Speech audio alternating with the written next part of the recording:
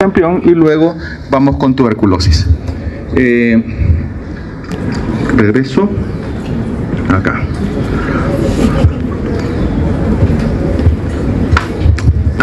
Muchas personas pueden infectarse, sobre todo si no han tenido el primer contacto con el virus de la rubiola. De hecho, casi cualquiera puede infectarse.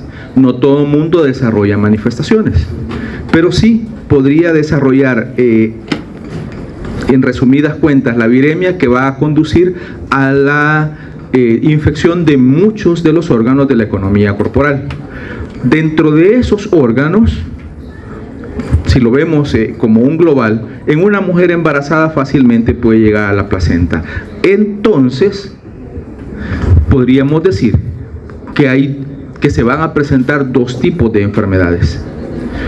Una que es en niños y adultos, la enfermedad exantemática, es decir, el aparecimiento de los brotes y todas las manifestaciones de la rubiola. Y el segundo, a raíz de la infección durante el embarazo. Pongo aquí el primer trimestre porque es el momento más importante. Entonces eso va a condicionar que el feto se infecte y que aparezcan cualquiera de estas situaciones. La más grave podría ser el aborto espontáneo y la muerte fetal, por lo tanto, o también la muerte prenatal, lo más grave.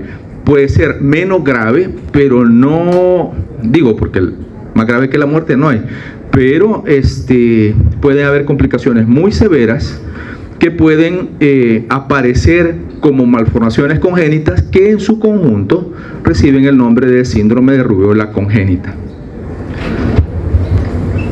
Podría ser nada más que la persona, que el feto, bueno, ya a esta altura que el niño desarrolle la enfermedad porque la mamá se infectó en el último trimestre y entonces ya no aparezcan esa gran cantidad de malformaciones, sino que sean más puntuales, más focalizadas y puedan concentrarse en el sistema nervioso central. En algunas personas no es obvio, sino que únicamente lo que aparece, bueno, pueden aparecer tres cosas, imaginen, que no necesariamente pueden confluir. Podría ser ceguera o cataratas, podría ser sordera, o podría ser alguna manifestación psicomotora que puede, que no es perceptible sino con el desarrollo mismo de la persona, igual que la ceguera o la sordera. A veces no son tan perceptibles sino hasta que ya es un momento, por ejemplo, de la escolaridad que tienen que utilizarlo. Si les decía, entonces podríamos clasificar en dos tipos la rubiola, postnatal y prenatal. Y la postnatal en niños y adultos es casi, en muchos de los casos es asintomática, entre el 30 y el 50%, y cuando es sintomática se presenta como una enfermedad exantemática. En adultos típicamente hay una fase prodrómica que dura más o menos entre 1 y 5 días, en donde hay fiebre, pero si se fijan, la fiebre en relación a sarampión es menor. Hay malestar general, siempre coriza y tos y conjuntivitis. Estos tres hacen pensar que podría tratarse de sarampión. Claro, la fiebre es menor. Entonces, por eso en algún momento se le dijo que, se le llamó como el sarampión alemán, un sarampión que era un poquito más atenuado que el sarampión típico. Hay adenopatías que pueden ser grandes y dolorosos, sobre todo en estas ubicaciones, suboccipitales, retroauriculares y cervicales posteriores. Quiere decir que todas en la región de cuello y cabeza. Hay enantema, que es enrojecimiento o aparecimiento de lesiones en la mucosa oral o en la mucosa faríngea, en este caso es en la mucosa oral, y estas manchas Forchheimer, voy a morder la lengua, Forchheimer,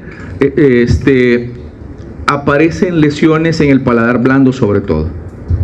Claro, esto no es como sarampión.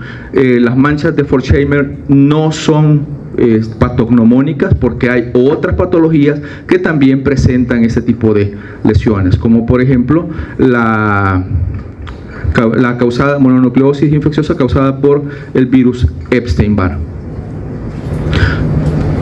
Luego, en niños también puede ser exantemática, pero en niños aparecen con manifestaciones más leves en relación a los adultos. Los adultos suelen ser, como el caso de sarampión, suelen ser casos un poco más graves o cuando menos más complicados, y en los niños suelen ser más leves. Siempre hay una enfermedad de tipo eruptiva y cuando aparece, en este caso ya después del periodo prodrómico, aparece el periodo de estado, en donde la primera manifestación típicamente será el rash o el exantema, que es maculopapular. Y este exantema maculopapular también inicia en la cabeza y desciende al tronco, a las extremidades superiores y a las extremidades inferiores, es decir, en una forma centrífuga.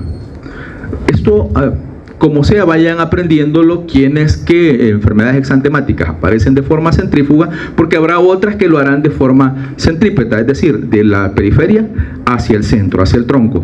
En este caso no, de la cabeza se va extendiendo hacia los pies y en general, a las extremidades tanto superiores como inferiores. Y usualmente el rash maculopapular dura entre 1 y 3 días. Además de eso, quizás un síntoma que puede aparecer acompañante son las náuseas. Aquí continúa la fiebre, igual que sucede en el sarampión. ¿Qué complicaciones hay? Realmente las complicaciones de la rubiola son mucho menores que las de sarampión, pero quizá una típica, sobre todo en mujeres mayores, o sea, en adultas, son las artritis y las artralgias múltiples. Después la persona inicia con las manifestaciones prodrómicas, luego pasa al periodo de estado en donde hay exantema, podría no haber, y después de transcurrido el exantema, esa persona después de 3 a 10 días va a aparecer con dolores artríticos o con esos dolores articulares, que son las artralgias, y con inflamación de las articulaciones, que es la artritis. Entonces, como les digo, es más típico, puede pasar en cualquier edad, puede pasar en cualquier sexo, pero es más típico en mujeres adultas que en hombres. Y luego también podría haber encefalitis, como sucede con el virus del sarampión, podría haber hepatitis y hemorragias, y estas hemorragias se manifiestan como en forma de petequia, sobre todo a nivel de piel. Esa es la forma principal en cómo se manifiestan. Ahora, en el caso de que se adquiera la rubiola congénita en cualquier momento del embarazo, el peor de los casos es que si lo adquiere la mujer alrededor de la 8ª semana o de la 8ª semana en adelante, que sería en el primer trimestre, puede conducir fácilmente a la muerte. No porque sea un virus lítico, sino porque porque tiene mucha avidez por el sistema, ¿cómo les digo?, genético quizás de la célula, y por lo tanto utiliza mucho lo de la síntesis de proteínas, interfiere con la síntesis de proteínas, se destruyen o pueden destruirse fácilmente también los cromosomas, y por lo tanto disminuye la capacidad que tiene la célula para poder duplicarse. ¿Cómo sucede esto? Entonces, si se adquiere a muy temprana edad, todo aquello que signifique crecimiento, es decir, multiplicación celular y crecimiento, va a ser interferido. Y por lo tanto también muchos órganos se van a atrofiar en ese proceso, no se van a desarrollar correctamente. Si el niño llega a nacer, puede nacer con muchas manifestaciones permanentes conocidas como síndrome de rubiola congénita, que principalmente se manifiestan en tres lugares. Número 1, a nivel auditivo, que se manifestaría principalmente como sordera. Segundo, defectos oculares, que pueden ser varios, pero el más común son las cataratas. Y el tercero, defectos cardíacos, que pueden ser principalmente dos: la persistencia del ducto arterioso o la estenosis de la aorta pulmonar. Entonces, en cualquiera de esos, posiblemente, sobre todo los defectos cardíacos, definitivamente podrían conducir a la muerte de esa persona.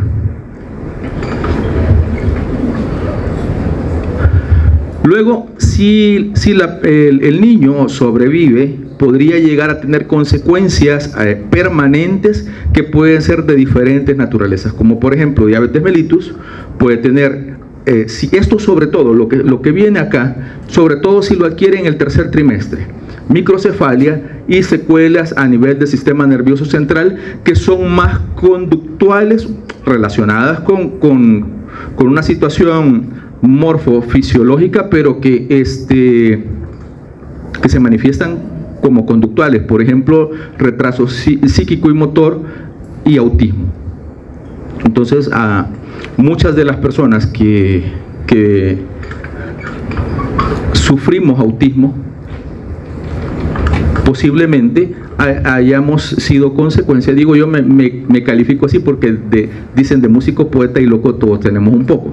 Mejor pongámosle y agreguémosle de músico, autista y poco, todos tenemos un poco. Algunos tenemos un poco más y otros tenemos un poco menos. Entonces, si tenemos esta situación de autismo, posiblemente haya sido a consecuencia de una infección por el virus de la rubiola en algún momento, sobre todo en etapas finales en el desarrollo del embarazo. También disfunción tiroidea.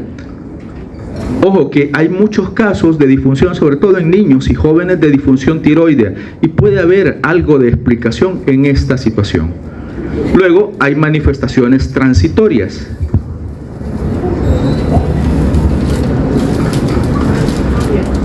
Sí, no, el punto es el desorden para atrás, no es que nos presten atención.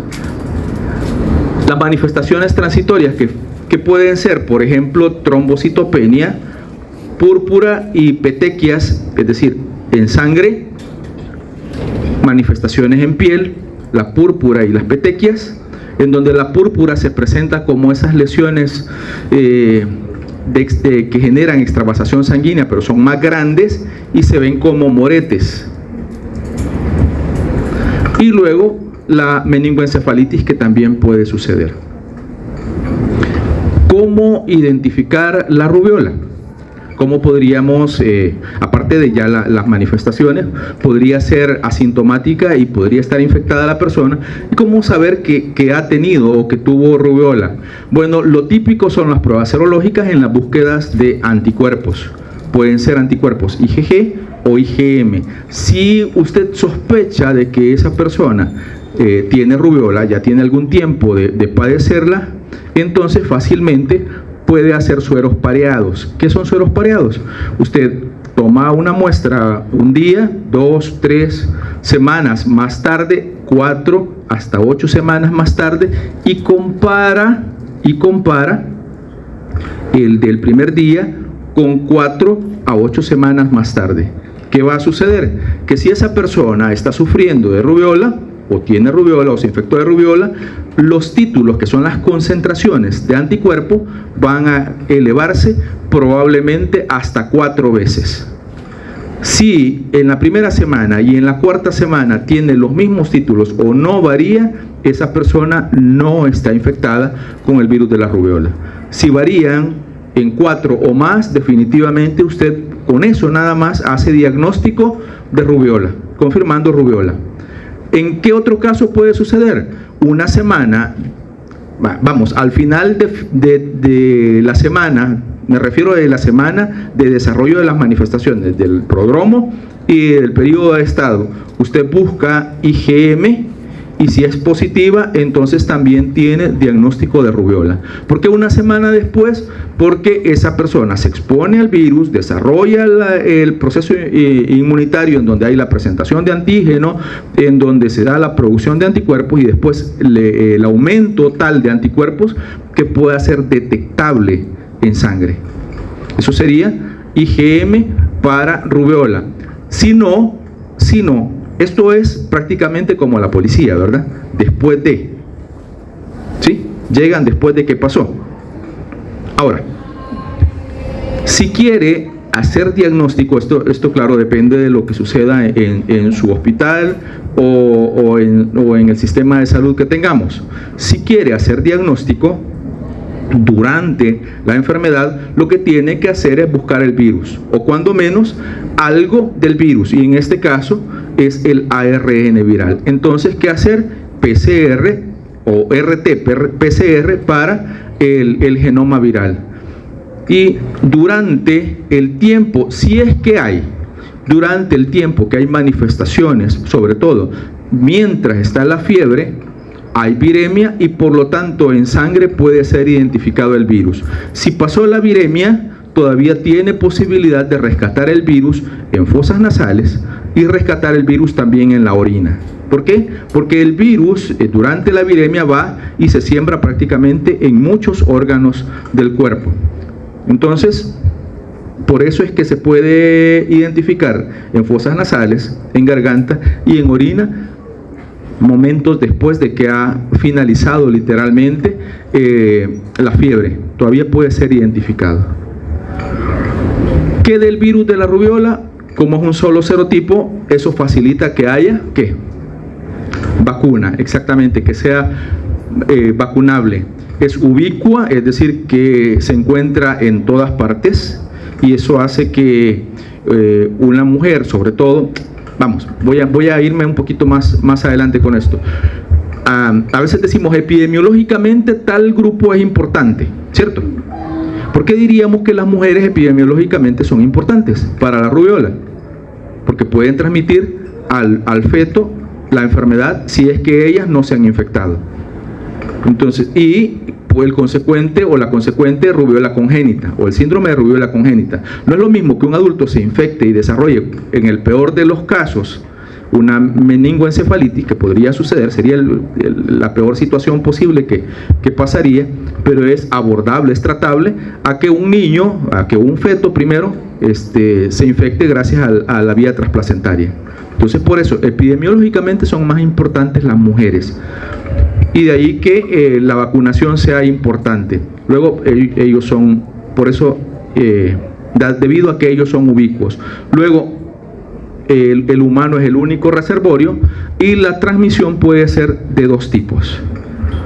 La horizontal, es decir, entre nacidos, podríamos llamarle así, es vía aérea, es decir, que la persona tiene que inhalar las partículas virales, y la transplacentaria, que se da de la madre al feto. Ahora, con esto terminamos la parte de rubiola y sarampión.